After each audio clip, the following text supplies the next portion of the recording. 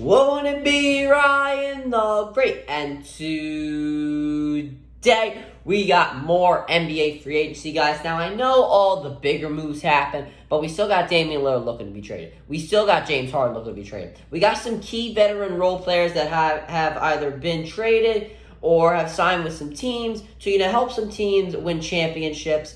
And we're going to be reacting to that. So we're going to get right into it. But before we get right into it, guys, make sure you guys subscribe with the post notifications on. Go subscribe to my brother, Ryan the Great Vlogs. Make sure you guys go subscribe to my second channel at Ryan the Cod Great. Make sure you guys go follow me on Twitter at Ryan the Great RTG. Make sure you guys go follow me on TikTok at Ryan the Great RTG. Make sure you guys go follow me on Twitch at Ryan the Great Podcast. If you guys hear all that thunder out there, it's pouring in Philly right now as the time I'm filming this video. But let's get right into it and let's roll that intro. Won't it be Ryan the Great? And today, oh hell yeah! Well, it's not that hard to understand if you know anything about football. Touchdown! A touchdown! Philly! And the Phillies walk it off!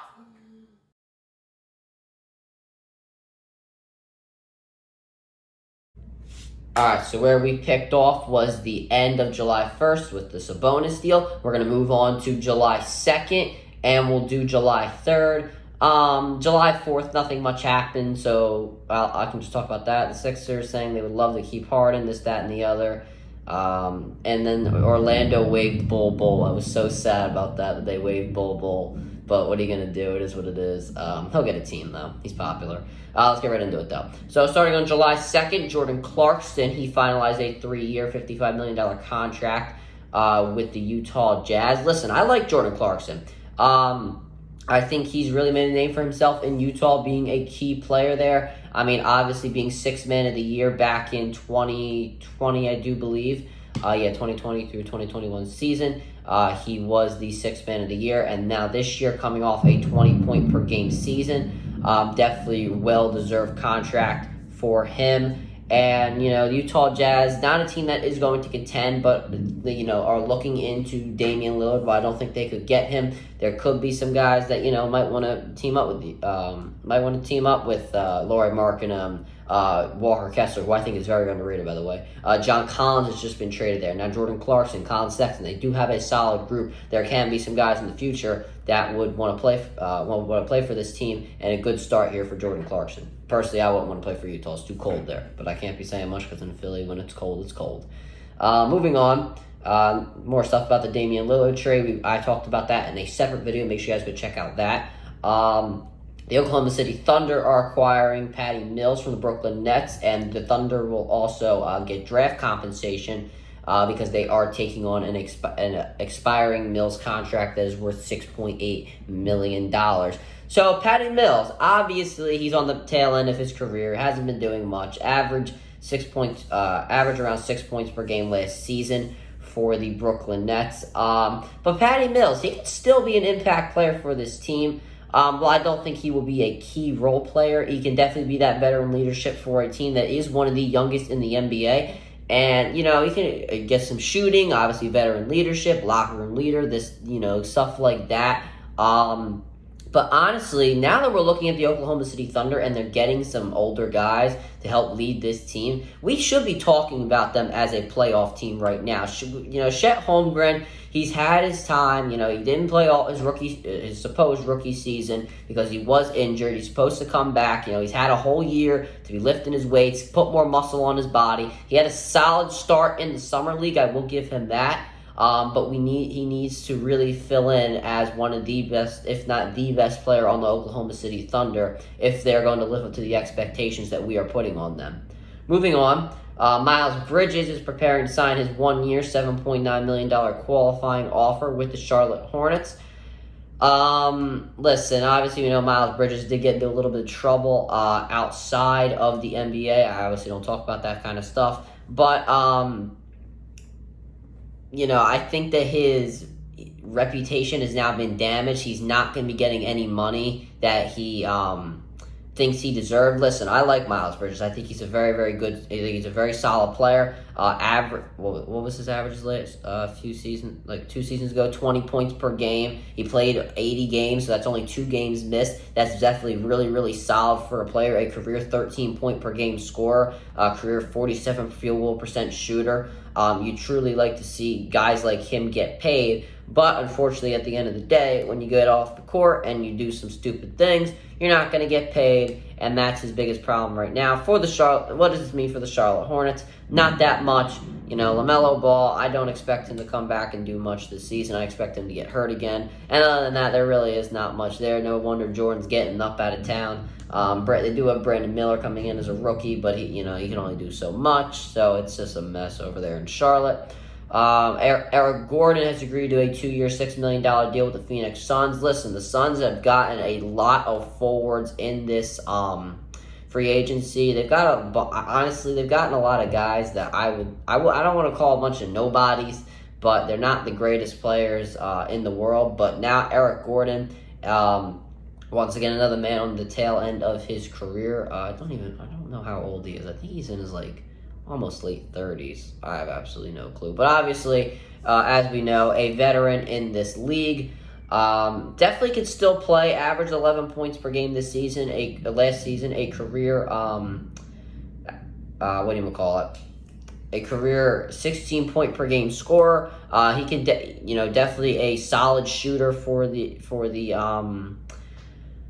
Phoenix Suns, and a team that doesn't really need too much shooting are getting it. So Eric Gordon, he could be another guy to rely on. They don't have to always rely on Kevin Durant, Bradley Beal, and Devin Booker. He could potentially start. I don't really see it though. In my opinion, I would like to start Josh Okogie over him and have him come off the bench. Once again, another veteran leader for this team. And some more forward depth. I'm liking what the Phoenix Suns are doing this offseason. They're not getting the best players. They're kind of doing what the Lakers are doing. They're not getting the best players, but they're getting some impact players that could help them win. I like this move here. Cody Zeller has agreed to a $3.1 million deal with the New Orleans Pelicans. The Pelicans, listen, they don't have too much center depth. They have some forward depth. They did give Herb Jones that 4-year, $54 million deal. Their guard depth, they just drafted Jordan Hawkins, so that does add to that. They obviously have C.J. McCollum, Trey Murphy III, and all those guys right there. But now they get some center depth here. Cody Zeller, not the greatest center in the world, but was the backup center for the Miami Heat as they went to the NBA championship. Can't really say he did much in the NBA championship, but I thought he was pretty good defending the paint, other than when he was not defending Nikola Jokic. Moving on. Lonnie Walker IV has agreed to a 1-year deal with the Brooklyn Nets. Listen, this is a low risk, high reward for the Brooklyn Nets. Lonnie Walker, a very, very solid player, came off averaging 11 points per game last season with the Lakers. Didn't really get too many touches with the ball, and he only played 56 games. But just a few seasons ago, he was an impact player for the San Antonio Spurs. 2 years ago, averaging 12 points per game off the bench. Played 70 games, only started in 6 of those. Very solid player that can come in, get you 20 minutes, score a few buckets. That's kind of what the Brooklyn Nets are in need of right now. They do need scoring and center depth, obviously. So this is a good start to get a little bit more scoring for off the bench. And now the Chicago Bulls have applied for a disabled player exception for Lonzo Ball, and if they get this granted, there will be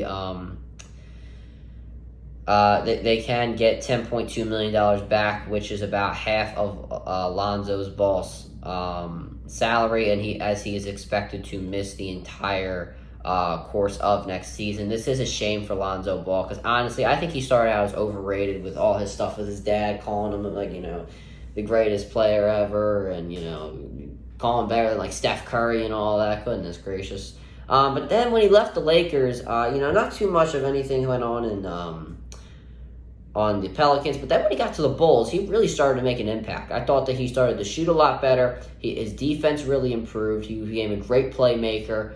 Not a great playmaker, but a pretty good playmaker. And it's a real shame that he is injured and potentially can never play again. Apparently, inside the organization, they have some concerns that he'll ever play again. So this really is a shame. We hope we see him back on the court sometime soon. Free agent Justin Holiday has agreed to a 1-year deal with the Denver Nuggets. Listen, the Denver Nuggets losing some players losing a few players in free agency. They've lost Thomas Bryant, most notably Bruce Brown. They're losing a little bit of their bench. Justin Holiday, who I think has not really gotten a fair shot. I do like Justin Holiday. I saw him play a little bit for the Hawks in Sacramento, a little bit for the Pacers as well. I think he is a pretty solid player. His best season overall was in 2017 through 18 when he averaged 12 points per game with the Chicago Bulls. He played pretty well in Indiana, but then had a lesser role on Sacramento, Dallas, and Atlanta. So I think he can be a pretty solid player. Maybe he doesn't have all of that. How do I say it? Like, everything he's had from the past, being a really solid role player. But this is somebody that I feel like can come off the bench, get a few buckets for them, and we'll see how it goes. And ending the free agency day or free agency video, whatever you want to call it. Corey Joseph has agreed to a 1-year deal with the Golden State Warriors. Why do I feel like he's played for the Warriors before, and I just don't know. He hasn't. Okay. Moving on. Corey Joseph. I mean, you don't really hear his name called too much. He's played for the Pistons the last 3 seasons. Last season coming off 7 points per game. The Warriors are in need of, some guard depth. Chris Paul, not always the healthiest in the world right now as he is getting older. Klay Thompson, most notably, he has been having some injury problems as well. Jordan Poole no longer is there. You need someone to help out Steph Curry, give him a rest. Corey Joseph can get in and get some minutes. It won't always give you a few buckets, but, pretty solid player, create plays, and, he gets a bucket here and there. So this is a pretty solid move. The Warriors need some guard depth, and we'll see how it goes. But that'll do it for this video, guys. Make sure you guys subscribe with post notifications on. Go subscribe to my brother in the Great Vlogs. Make sure you guys go subscribe to my second channel at Ryan the COD Great. Make sure you guys go follow me on Twitter at Ryan the Great RTG. Make sure you guys go follow me on TikTok at Ryan the Great RTG. And make sure you guys go follow me on Twitch at Ryan the Great Podcast. And as always, Ryan the Great out. Peace.